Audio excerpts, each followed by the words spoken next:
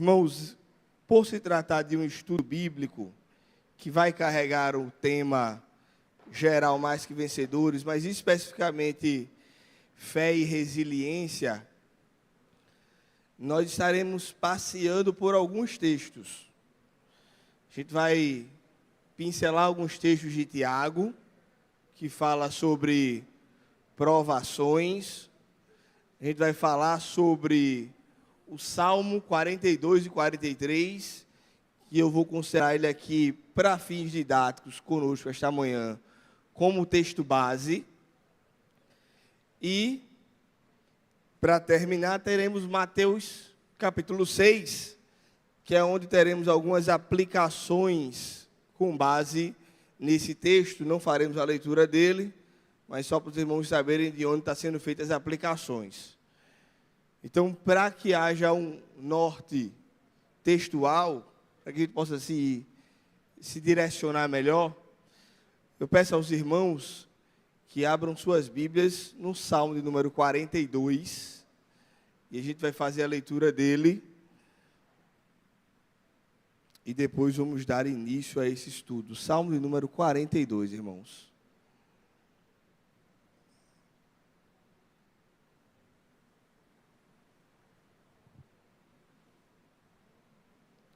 A gente vai ler dos versos 1, e a gente vai entrar também pelo Salmo de número 43, tá? 42 e 43. Antes de fazermos a leitura, queria convidar você a estar orando conosco mais uma vez. Coisa maravilhosa estarmos em oração aos pés de Jesus, pedindo todo o direcionamento dele para a nossa vida. A oração, Efésios nos ensina isso. Ela é a mão invisível que reveste o crente, humilhando o seu coração das armaduras de Deus. Então, tudo que a gente vai fazer, irmãos, oração. Para tudo que façamos, oração. Para toda a caminhada da vida, oração. Então, mais uma vez, vamos estar orando ao Senhor nosso Deus, pedindo o direcionamento dele. Senhor Jesus, obrigado, Pai, pelo momento devocional, leitura, cânticos. E agora, gratos mais uma vez a Ti, pelo que o Senhor já tem feito e falado aos nossos corações, estaremos estudando a Tua palavra, trabalhando sobre fé e resiliência, sobre as crises da vida e como a Tua palavra nos orienta a buscarmos a Tua presença para encontrarmos direcionamento para o nosso coração em tempos de aflição. Obrigado por tudo que o Senhor já tem feito em nosso meio, cremos no que o Senhor ainda haverá de fazer nesta manhã. Te pedimos, ajuda-nos a manter o foco, a concentração, mesmo em meio ao calor, a alguns problemas, algumas distrações, mas que o nosso coração esteja compenetrado e bem atento às palavras do livro sagrado que estaremos lendo nesta manhã e possamos aplicar estas palavras para conduzir a nossa vida conforme o Teu querer e a Tua vontade. Fica conosco, tem misericórdia de cada um de nós. Em nome de Jesus. Amém. Irmãos, eu vou fazer essa leitura e peço que os irmãos acompanhem. Vai ser do Salmo 42 ao 43, que por curiosidade, irmãos, ao que tudo indica, esse Salmo é um texto único. Para fins didáticos da história da igreja, houve em algum momento desmembramento entre o 42 e o 43, mas em sua composição original, ao que tudo nos indica, ele é uma grande canção de adoração ao Senhor, conduzida com sua composição de maneira única. Então, Salmo 42. Como suspira a corça pelas correntes das águas, assim por Ti, ó Deus, suspira a minha alma. A minha alma tem sede de Deus, o Deus vivo. Quando irei e me verei perante a face de Deus? As minhas lágrimas têm sido o meu alimento de dia e de noite, enquanto me dizem continuamente, o Teu Deus onde está? Lembro-me destas coisas, e dentro de mim se derrama a alma, de como passava eu com a multidão de meu povo, e os guiava em procissão à casa de Deus, entre gritos de alegria e louvor, multidão em festa. Porque está abatida a minha alma, porque te perturbas dentro de mim. Espera em Deus, pois ainda louvarei a Ele, meu auxílio e Deus meu. Sinto abatida dentro de mim a minha alma. Lembro-me, portanto, de Ti, nas terras do Jordão e do Monte Hermon, e no outeiro de Mizar. Um abismo chama outro abismo, ao fragor das tuas catadupas, todas as tuas ondas e vagas passaram sobre mim. Contudo, o Senhor, durante o dia, me concede a misericórdia, e à noite comigo está o seu cântico. Uma oração ao Deus da minha vida. Digo a Deus, minha rocha, porque te olvidastes de mim, porque hei de andar em lamento sobre a opressão dos meus inimigos. Esmigalham-se-me os ossos, quando os meus adversários me insultam, dizendo, o teu Deus, onde está? Porque estás abatida, ó minha alma, porque te perturbas dentro de mim. Espera em Deus, pois ainda o louvarei, a Ele, meu auxílio e meu Deus. Faz-me justiça, ó Deus, e pleiteia a minha causa contra a nação contenciosa. Livra-me do homem fraudulento e injusto, porque Tu és o Deus da minha fortaleza. Porque me rejeitas? Porque hei de andar eu lamentando sobre a opressão dos meus inimigos. Envia a Tua luz e a Tua verdade, para que me guiem e me levem ao Teu santo monte e aos Teus tabernáculos. Então eu irei ao altar de Deus, que é a minha grande alegria. Ao som da harpa, eu te louvarei, ó Deus, Deus meu. Porque estás abatida, ó minha alma, porque te perturbas dentro de mim. Espera em Deus, pois ainda o louvarei, a Ele, meu auxílio e Deus meu. Amém. Queridos, nós certamente vivenciamos em nossas vidas momentos de dificuldade, momentos de aflição, momentos de crise, momentos de angústias, momentos pelos quais a nossa alma se entristece, o nosso coração se angustia, pois certamente enfrentamos diversas adversidades na vida. Como eu já falei aqui de outras vezes, nós não fomos chamados por Cristo para levarmos uma vida aquém das tribulações, problemas, angústias ou perseguições. Viver a vida cristã também é passar por lutas e desafios. Nós não estamos indiferentes a isso. Nós não estamos aquém disso. Viver no caminho do Senhor também implica em suportar crises, enfrentar problemas e travar lutas. E dos mais diversos tipos. Esses são crises financeiras, crises no casamento, crises relacionais, lutas em casas com os filhos, problemas no trabalho. Isso, de certa forma, tende a nos acometer. Às vezes, nem tanto no âmbito particular, mas enfrentamos, quanto sociedade, problemas em âmbito nacional, âmbito geral. Isso é perceptível a nós. Basta que você ligue os noticiários para ver como está a nossa nação e o mundo. Guerras, problemas, rumores de guerras, os mais diversos conflitos, homens travando inúmeras batalhas, e na maioria delas, tudo por uma questão de poder, vaidade e ganância. Tudo para que eles estabeleçam o seu domínio, o seu nome em algum lugar que eles, em algum momento, tiveram a pretensão de chegar. E isso, de certa forma, também nos afeta. Porque afeta a economia global, afeta a economia nacional, afeta as empresas que trabalhamos e afeta a nossa realidade. Então, a vida cristã também é uma vida que se é vivida debaixo do sol. E por ser vivida debaixo do sol, como já fez a reflexão Salomão, nós estamos sujeitos a estas situações, dos mais diversos tipos, das mais diversas formas e aos mais diversos momentos da vida. Essa vida que é cíclica, inclusive. Às vezes crise, às vezes bonança, mas sempre oscilando disso, conforme a vontade de Deus e a permissão dele sobre nossas vidas. O ponto é que muitas vezes isso gera consequências em nós. Isso tem reflexos em nossa vida, pessoal, familiar, espiritual e emocional. Então, muitas vezes, passar por isso, enfrentar esses problemas e dilemas, isso causa fragilidade em nossos corações, isso abala a nossa fé, isso pode nos levar, às vezes, a um sentimento de fraqueza espiritual, pouco desejo de cultuar, sem desejo de congregar, falta de motivação em estar na casa de Deus, servindo ao Deus, um arrefecimento, uma diminuição, ou um desânimo na vida devocional, e a gente já não tem mais aquele desejo de estar lendo a palavra, de adorando ao Senhor, de cultuando ao Senhor. Muitas vezes nos sentimos cansados de servir, cansados de ajudar, cansados de fazer a obra, indispostos a viver nos caminhos do Senhor, ou ansiosos.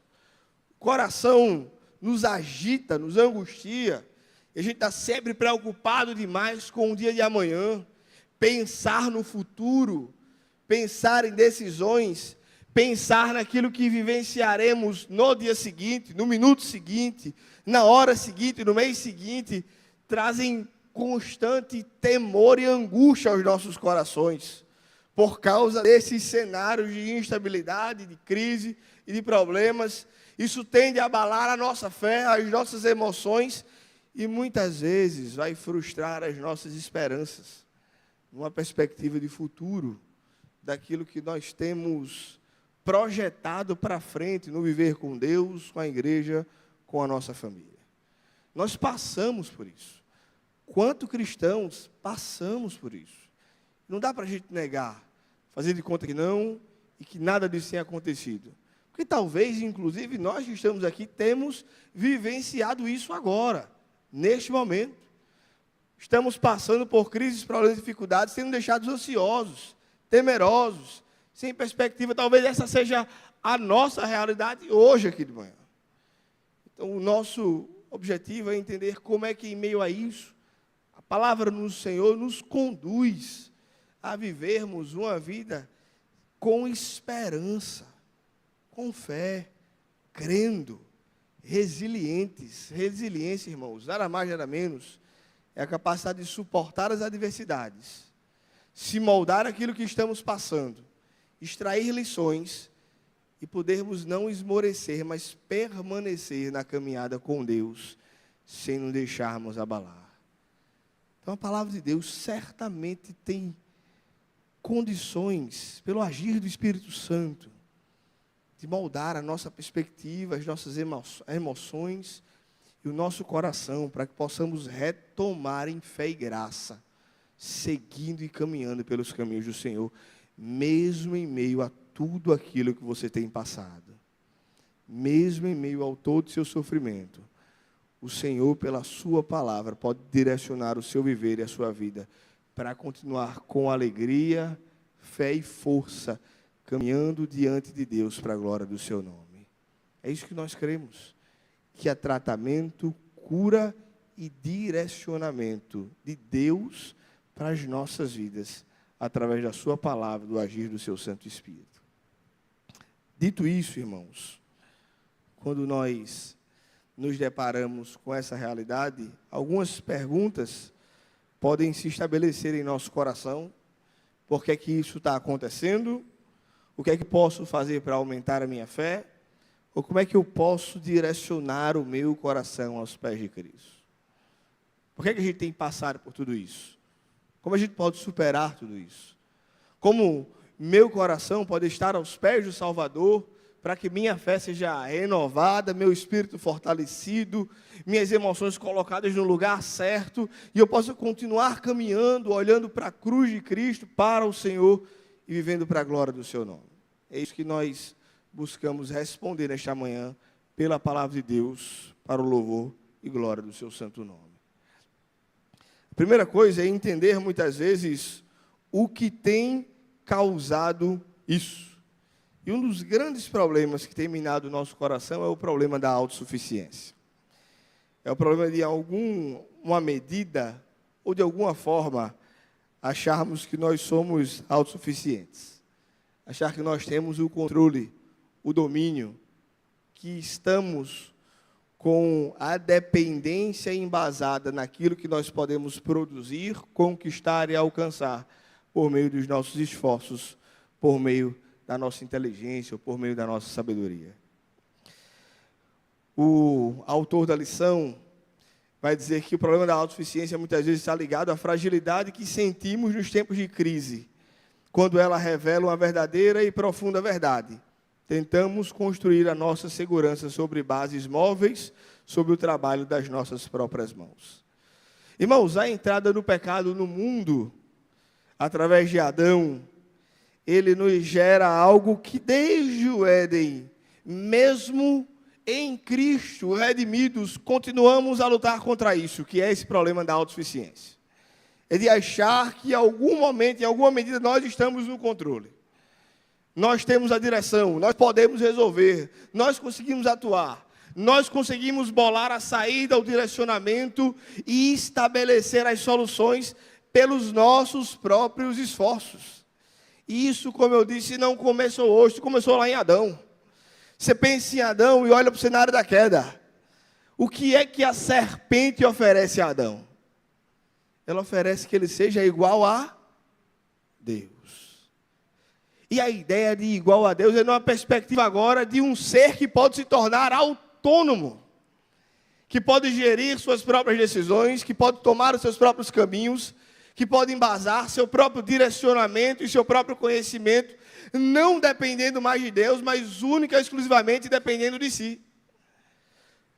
A perspectiva de Adão em tomar do fruto e comê-lo para se assemelhar a Deus é uma questão de independência de Deus. É o objetivo de não ser dependente, mas independente.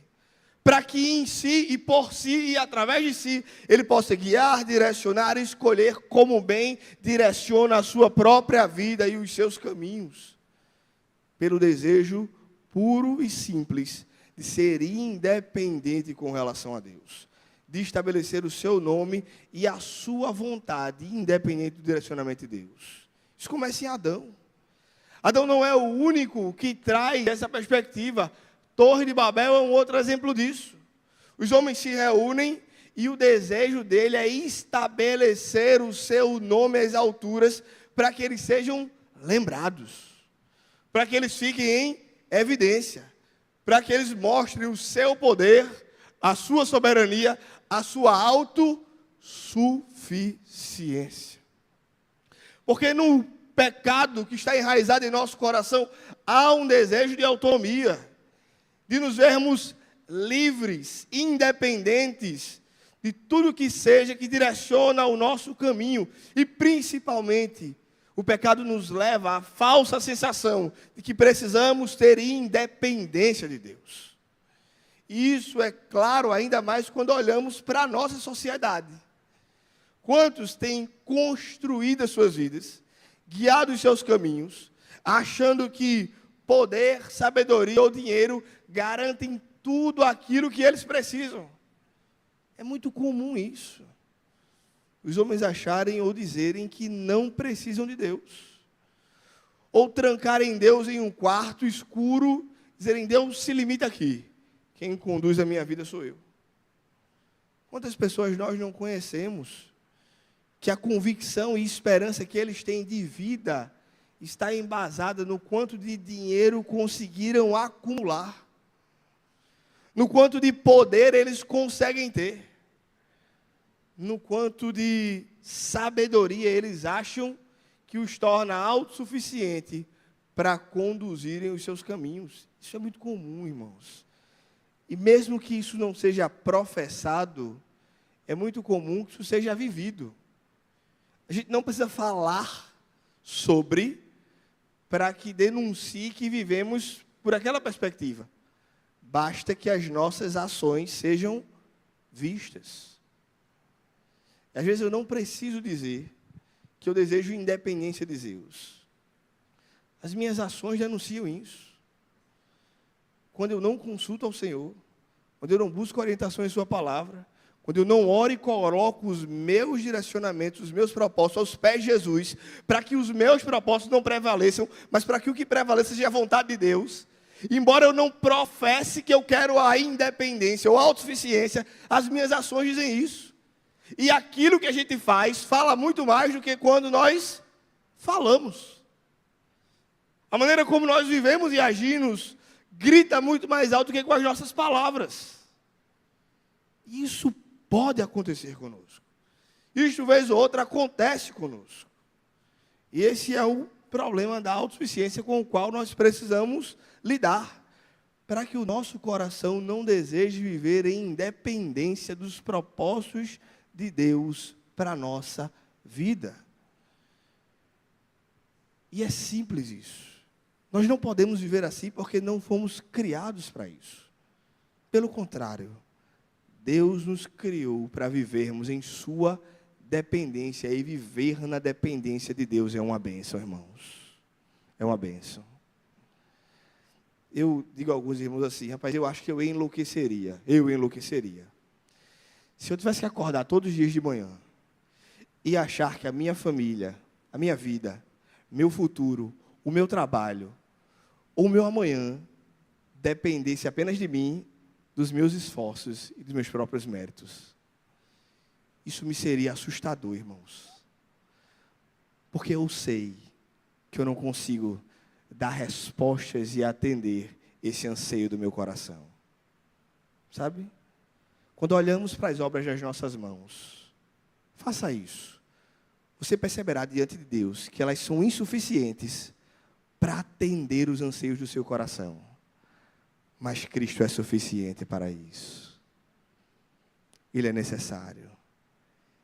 Ele é aquele do qual nós dependemos, se é uma bênção depender do Senhor Jesus. Porque Ele tem resposta aos nossos corações.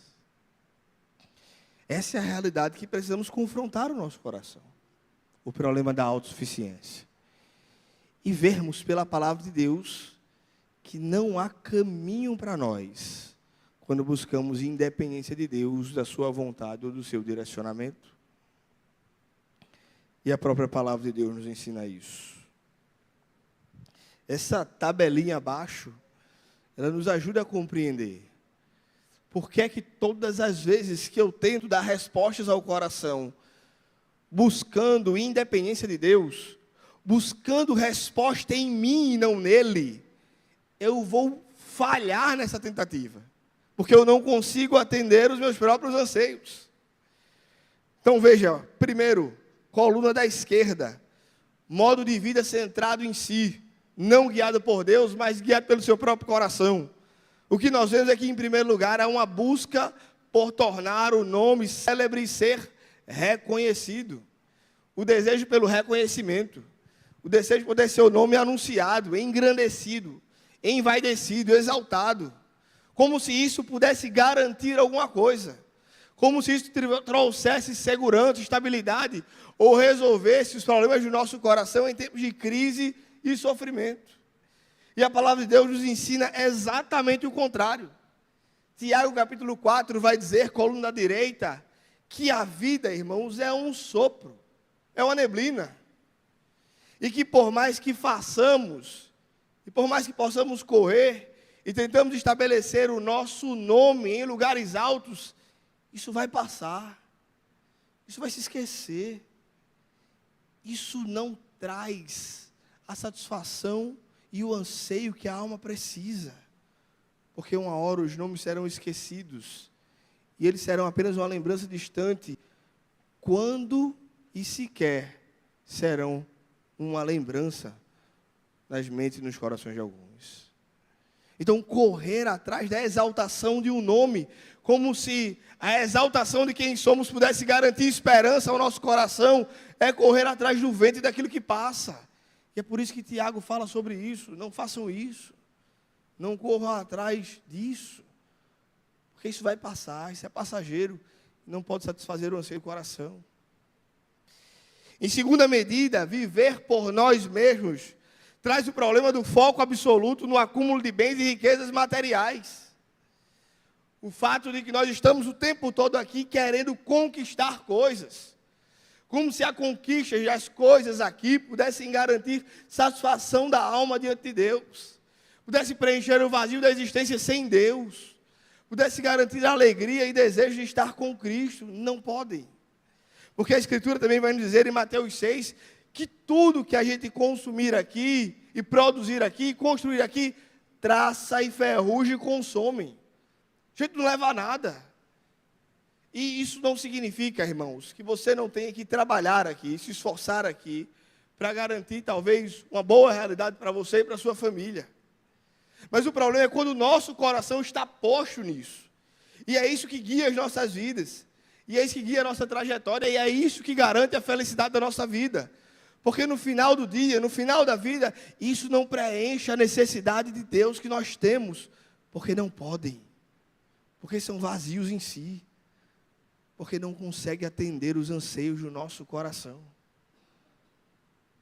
É correr mais uma vez atrás do vento.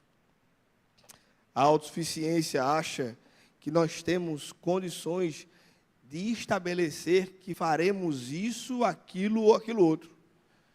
Como se fosse donos do nosso próprio destino. Donos da nossa própria vontade. Não faremos, estabeleceremos, viveremos. E projetamos, idealizamos, e nos planejamos. E muitas vezes parece que Deus é só um grande carimbador. Já viu isso? Você cria seu plano, seu propósito, seu projeto de vida e chega para Deus só para carimbar e diz, Deus está aqui, viu? Eu analisei, estudei, o projeto é excelente, não se preocupe não.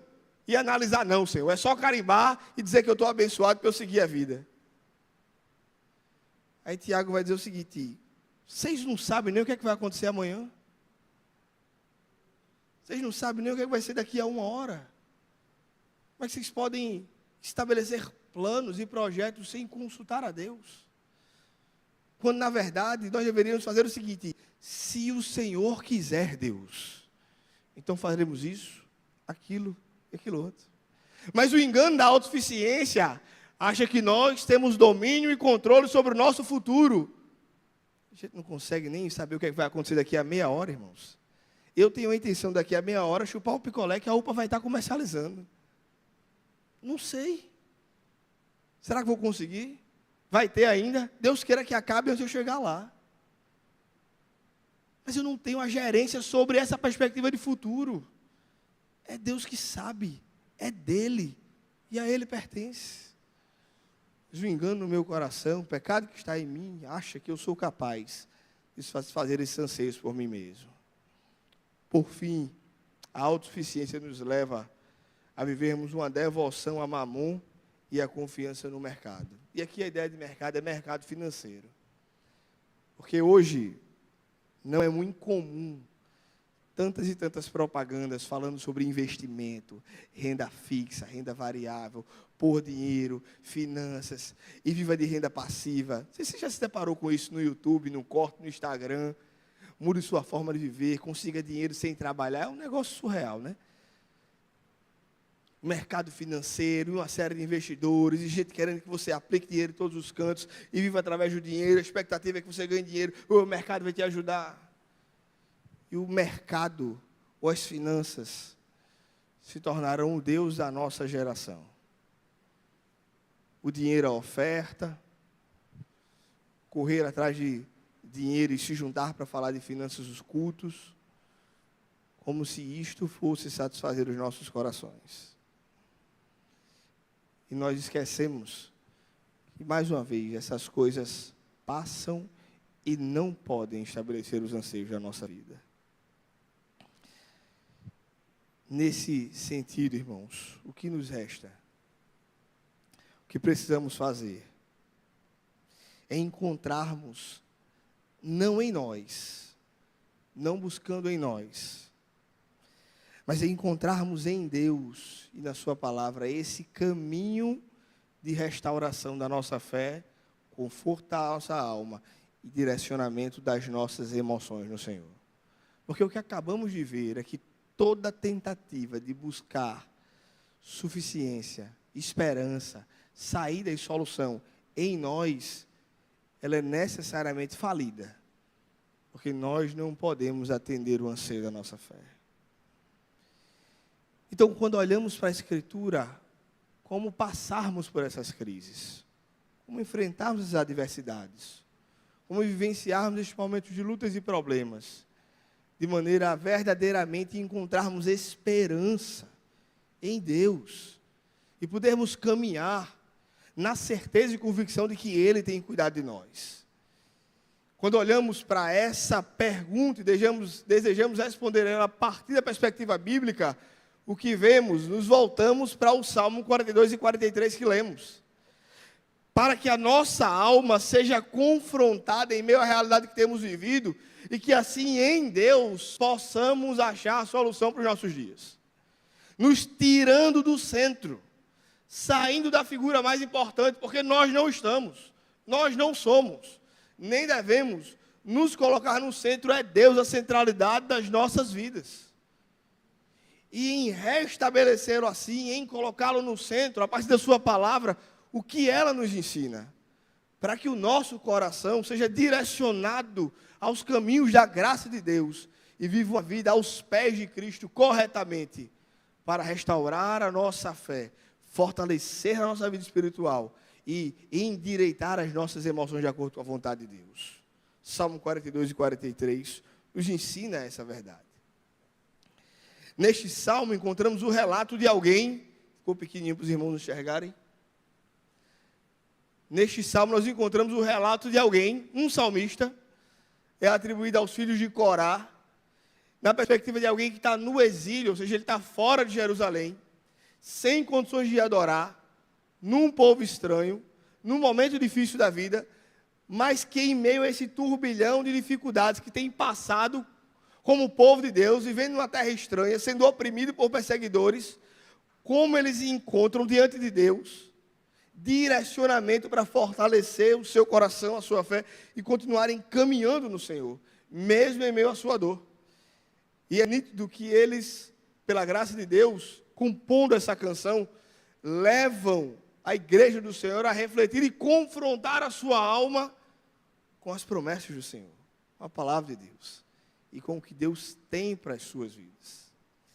Então, 4 lições que esse salmo nos ensina para que possamos fortalecer a nossa fé e continuar caminhando distante de Deus, é que nesse diálogo da alma, chamando a alma para esse confronto, a primeira coisa que podemos descobrir com a Escritura Sagrada, para que encontremos esse consolo, é que nós precisamos cada vez mais intensificar a nossa vida de comunhão com Deus. E é exatamente isso que ele diz nos versos 1 e 2, veja o que diz os versos. Como suspira a corça pelas correntes das águas, assim por ti, ó Deus, suspira a minha alma. A minha alma tem sede de Deus, do Deus vivo, quando irei e me verei perante a face de Deus. O salmista reconhece que a alma dele tem sede de Deus. Ela suspira de Deus como uma corça, porque ele entende que Deus é a razão da sua vida. Deus é tudo que ele anseia, tudo que ele precisa, e o seu desejo é de ter mais de Deus. A percepção do salmista, acima de tudo, não é de que haverá descanso para a sua alma, ou o desejo da sua alma se completará quando ele simplesmente se ver livre do cativeiro. Perceberam isso? Veja, a tendência natural do nosso coração, quando estamos enfrentando lutas, é que a nossa oração seja por um desejo constante de que o Senhor aplaque aquela luta, diminua o nosso sofrimento, nos livre daquela dificuldade. Nós oramos assim. É quase que natural do nosso coração, quando voltamos para Deus, pedirmos para que Ele nos tire desse sofrimento. Só que o salmista nos ensina que antes de pedirmos que Ele nos livre do sofrimento, tem algo mais importante. É de entendermos que apesar daquele sofrimento, e antes mesmo que Ele nos livre dali, mais importante que estar em sofrimento ou não, é estarmos em comunhão com Deus, em sua presença, sentindo Ele em nosso viver todos os dias da nossa vida. É termos a percepção correta de que nós precisamos e dependemos do Senhor, e isso independe de circunstância. Porque não adianta que nós sejamos livres das adversidades, mas levemos uma vida distante de Deus. Não serve, não atende. Porque mais do que liberdade, o nosso coração e a nossa alma deseja e anseia por ouvir a voz de Deus, sentir a sua presença, estar com Ele na caminhada, viver próximo a Ele e desejar ter dele em nossas vidas cada dia mais. A nossa alma deve anelar ter mais de Deus e estar aos pés de Deus, porque Ele deve ser a maior preciosidade em nossas vidas. Ele deve ser aquilo que mais desejamos, o que mais anelamos, aquilo que mais suplicamos, é ter e viver a presença de Deus em nós. Mais do que o cenário que estamos enfrentando, mais do que aquilo que queremos, mais do que sair das lutas, mais do que resolver o problema da nossa casa, o problema da nossa crise, o problema do relacionamento, o problema do meu casamento, o problema do meu trabalho. O desejo do nosso coração é estar com Deus, em Deus, e ser achado nele, para a glória dele. Para que haja essa íntima e constante comunhão com o Senhor. Porque é dela que derivam todas as outras coisas. E às vezes a gente inverte a prioridade. A gente inverte o que a gente precisa ter. A gente acha que o que a gente precisa é que Deus faça algo por nós. Quando, na verdade, o que precisamos é estarmos mais nos pés deste Deus que fará algo por nós. Porque é estando nele que as demais coisas nos serão orientadas e reorganizadas em nossa vida. Eu preciso ordenar a ordem do meu amor por Deus. Eu preciso que Ele seja o centro de tudo. Eu preciso que Ele seja o desejo da minha alma em todo o tempo.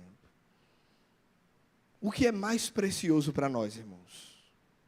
O que é mais precioso para você? Você está conversando com a sua alma. Você está tendo um diálogo sincero com você mesmo. Qual é a coisa mais preciosa da sua vida? São seus filhos. É o seu trabalho. É o seu serviço. É o seu ministério. Nenhuma dessas coisas deveria ser. A coisa mais preciosa da nossa vida é Deus e ser achado nele para a glória dele. É estar na presença dele. É desfrutar dele. É ouvir a sua voz. É sentir a sua paz. É ter a compreensão que ele está conosco todos os dias até a consumação dos séculos. Ele é a coisa mais preciosa que temos. Isso tem que nos levar a uma segunda pergunta. Se nos tirassem tudo, irmãos, podíamos dizer, como Jó disse, Deus me deu e Deus tomou, bendito seja o nome do Senhor. Porque isso responde essa primeira pergunta. Se Deus tirasse tudo de você, se hoje Ele tirasse todas as coisas que você tem, e lhe deixasse sem nada, o que o seu coração exclamaria? O que você gritaria? Bendito seja Deus. Ele me deu e Ele tomou. Bendito seja o nome do Senhor. Porque nós entendemos que tudo que nós precisamos é dEle. Porque é Ele, porque a nossa alma nela e anseia todos os dias. Esse é o desafio do nosso coração. E é um desafio, irmãos. Porque o coração quer constantemente estar posicionado e ancorado nas coisas desta vida. Mas o Salmo 42 e 43 diz assim: seu coração não deve estar em outro lugar que não seja aos pés de Deus. Entendendo que Ele é o seu maior bem, a sua maior herança, e que dEle procedem todas as coisas, e que você não tem razão de existir sem Deus, e que todas as coisas que você tem, ou que você consegue e persegue, e alcança, não tem propósito, nem objetivo, nem finalidade, se Deus não estiver em primeiro lugar em sua vida. E é por isso que o salmista diz, em primeiro lugar, a minha alma nela por Deus, quando irei beber dele, estar nele, ter dele. Essa tem que ser a motivação do nosso coração. Uma vida devocional no Senhor. O desejo por Ele, acima de todas as coisas, amar a Deus e desejá-lo. É assim que nós entendemos e nós podemos direcionar o nosso coração para que possamos sair dessas crises, dificuldades e lutas e para que o Senhor redirecione a nossa fé para a glória do seu nome. Mas essa não é a primeira, essa é a primeira lição. A segunda lição, depois dessa comunhão com Deus, é que o salmista nos ensina a questionarmos as causas. Questionarmos a causa do nosso abatimento. da nossa desesperança, da nossa tristeza. Perguntar à tristeza se ela tem razão de ser diante de um Deus que já manifestou inúmeras vezes a sua misericórdia e os seus feitos sobre nós. E nós vemos isso nos versículos 5 e 6 do texto, nos versos. Ele diz assim: porque está abatida a minha alma, porque te perturbas dentro de mim. Espere em Deus, pois ainda o louvarei. Ele é meu auxílio e Deus meu. Sinto abatida de dentro de mim a minha alma, e lembro-me, portanto, de ti, nas terras do Jordão, e no Monte Hermon, e no outeiro de Mizar. Na hora que o salmista chama a alma para um confronto, uma alma abatida e angustiada, preocupada, triste, por estar em cativeiro, ele diz: alma, por que você está abatida assim? Por que você está desesperada assim?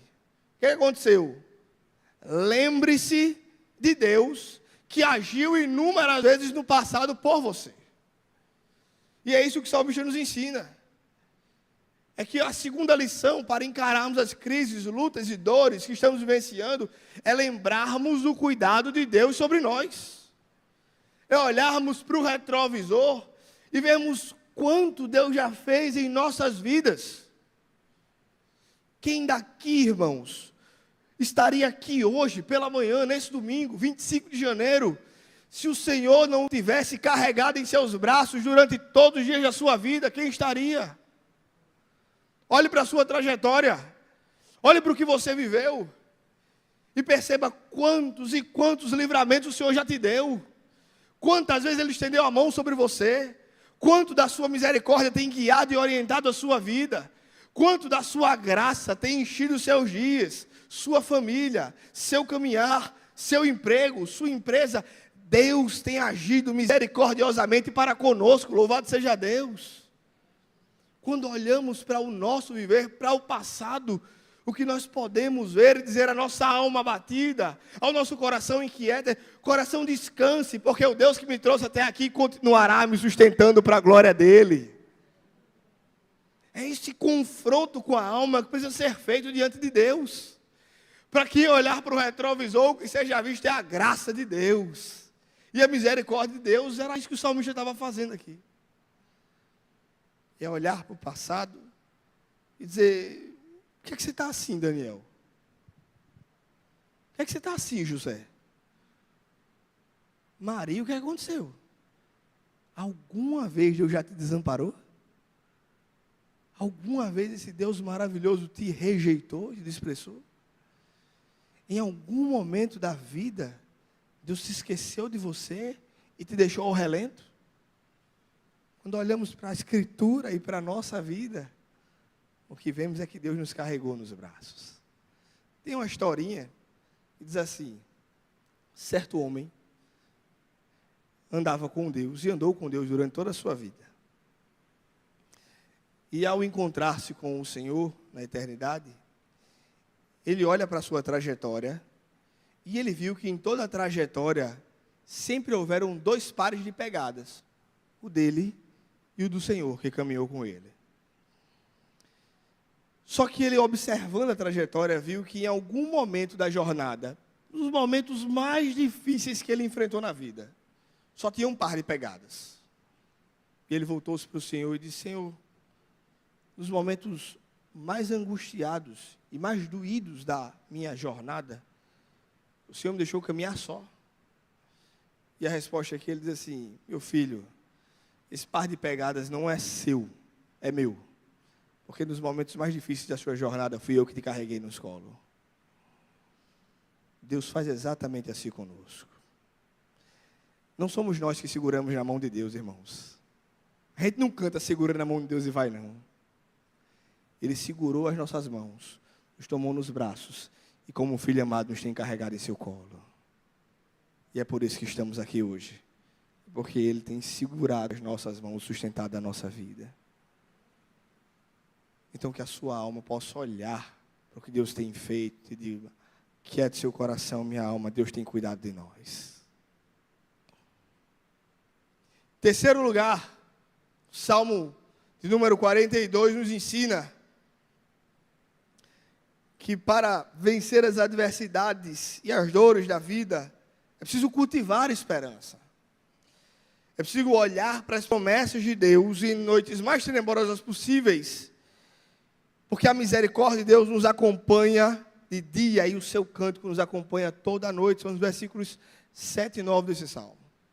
Se eu olho para trás, para o retrovisor, para ver o que Deus já fez, eu também olho para a sua palavra e olho para as promessas dele, para continuar esperando na graça futura de Deus e cultivando esperança no meu coração. Irmãos, eu queria que você olhasse para a graça futura além da saída da crise. Vou explicar.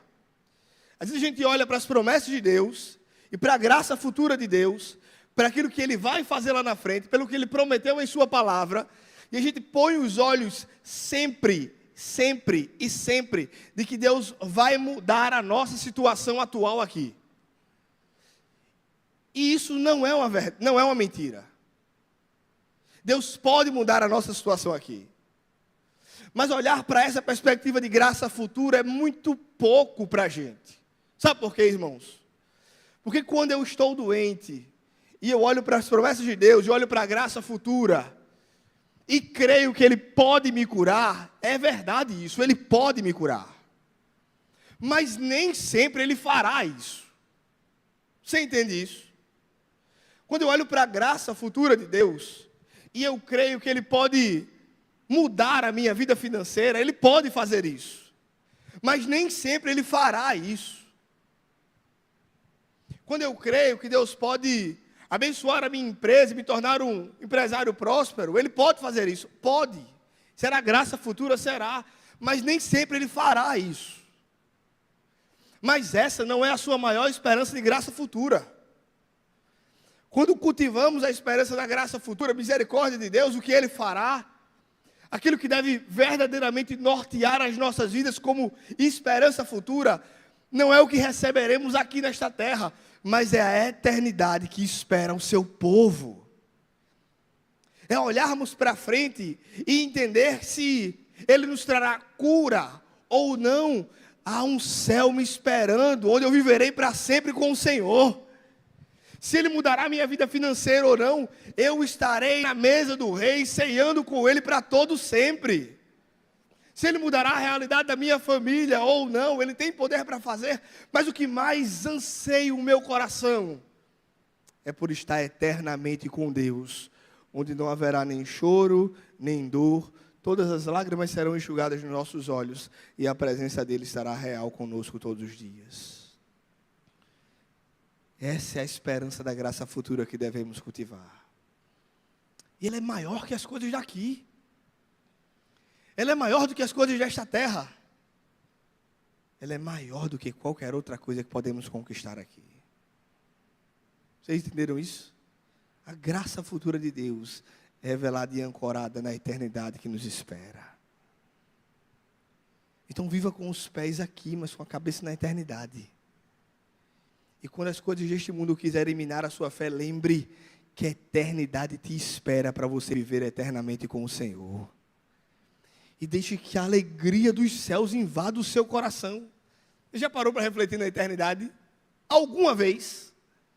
Você parou 2 minutinhos, sentou assim, Senhor, deixa eu pensar em como será no céu. Já parou para fazer isso? Parece ser um negócio meio surreal, né? Faça isso, irmãos. Pare 2 minutos para refletir sobre a grandiosa e maravilhosa realidade celeste que nos espera.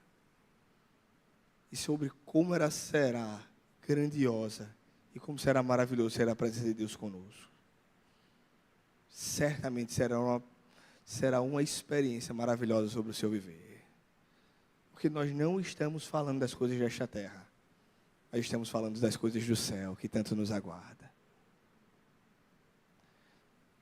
Por fim, irmãos, para acalentarmos o nosso coração, confrontarmos a nossa alma e redirecionar os nossos caminhos, o salmista nos diz ali que a nossa união com o povo de Deus é algo que nós devemos cultivar e praticar, para que em meio às crises e dores da vida, eu encontre esperança, cura e direcionamento em nossos corações.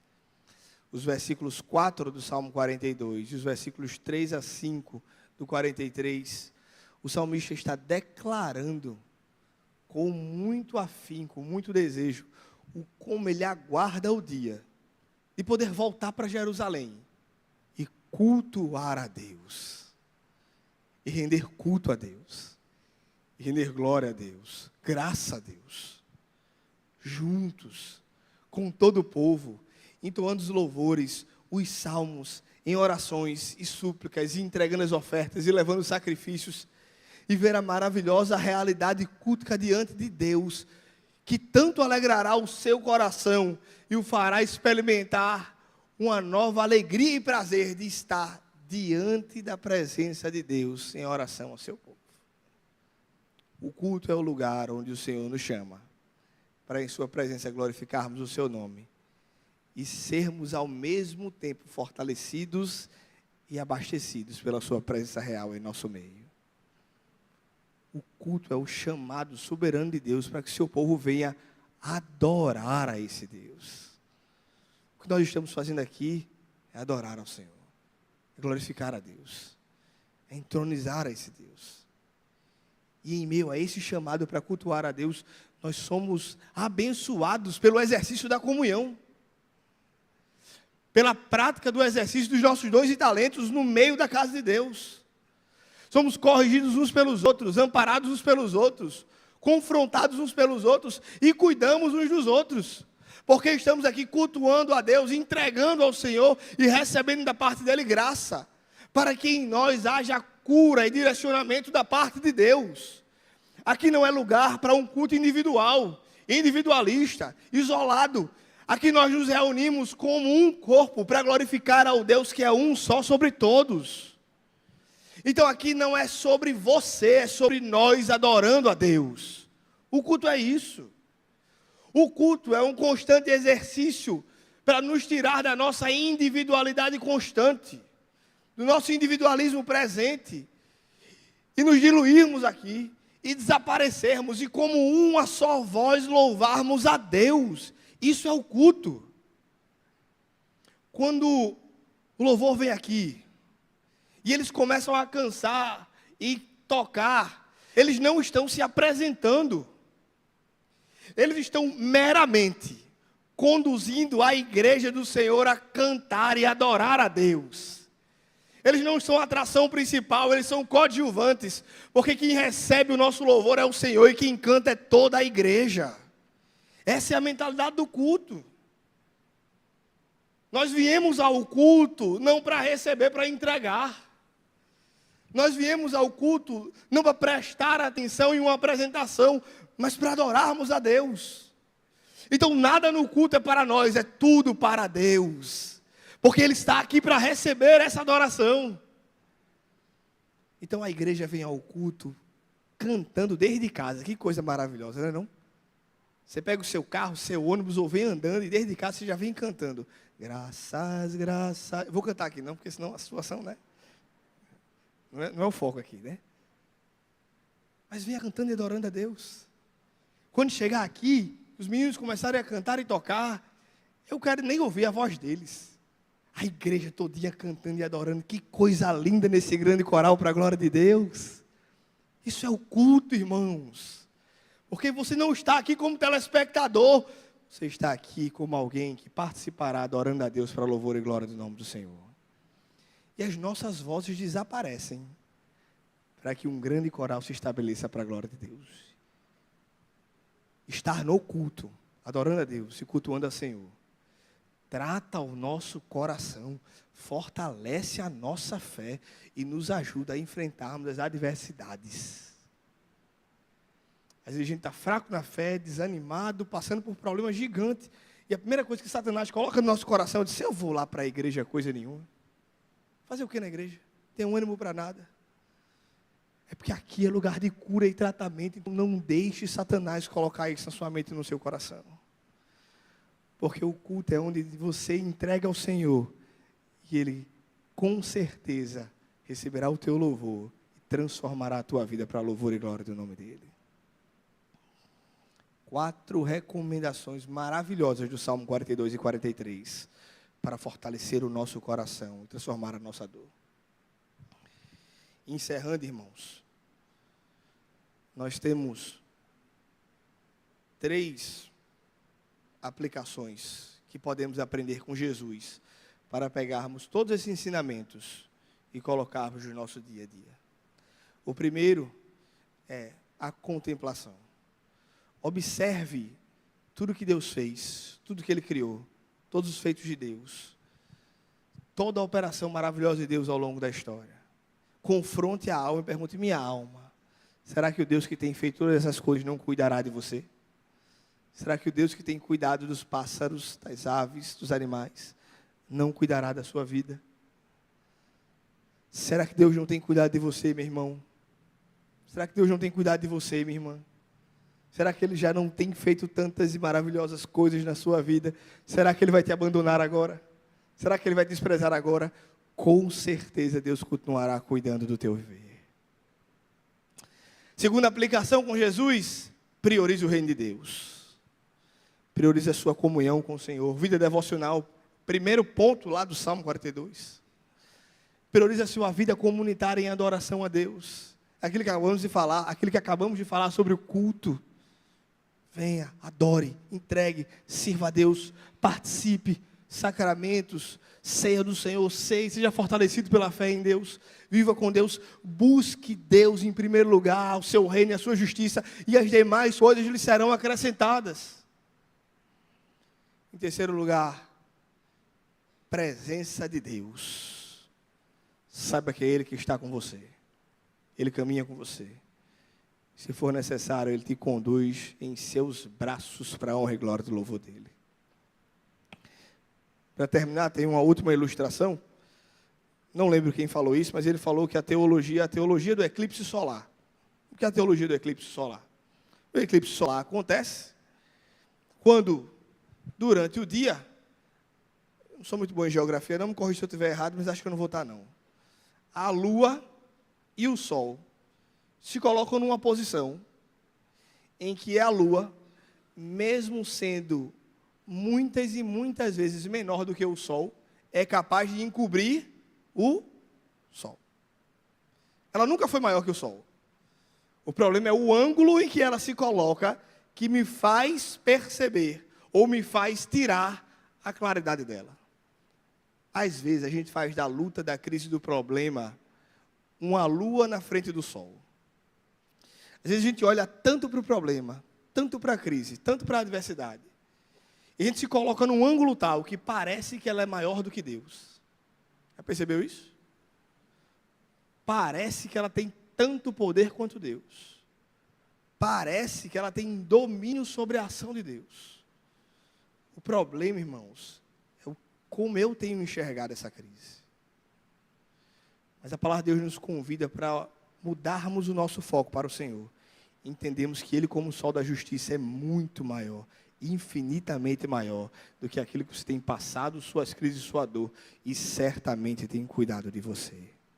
Que o Senhor continue te abençoando, te fortalecendo, para a glória do nome dEle. Vamos ficar de pé?